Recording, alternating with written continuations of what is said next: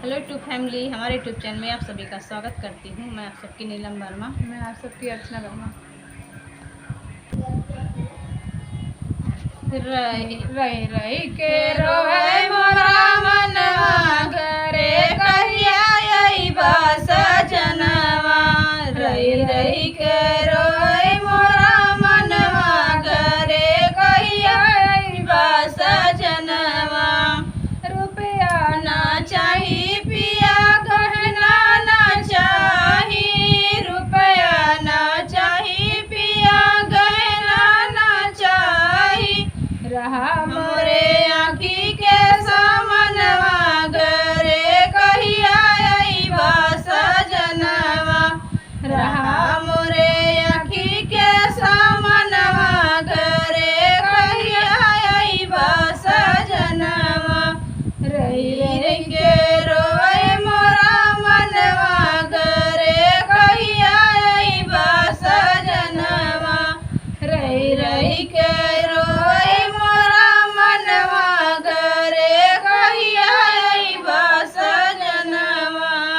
साड़ी ना चाही पिया, लहंगा ना चाही। साड़ी ना चाही पिया, लहंगा ना चाही। रहा मोरे आँखी के सामनवा, घरे कहिया अइबा सजनवा।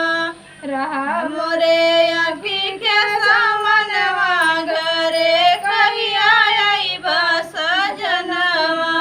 रही रही के रोए मोरा मनवा, घरे कहिया अइबा सजनवा।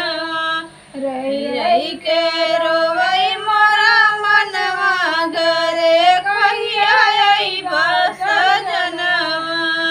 पायल ना चाही पिया, छागल ना चाही। पायल ना चाही पिया, छागल ना चाही।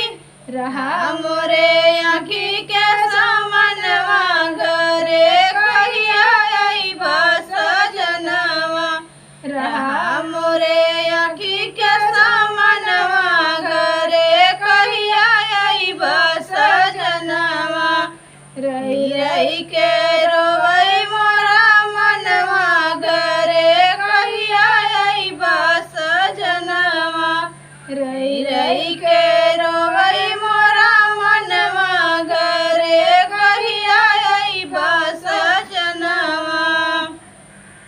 तो दोस्तों, कैसा लगा हमारा गीत? आप सब अपनी राय जरूर बताना कमेंट बॉक्स में। नमस्ते दोस्तों।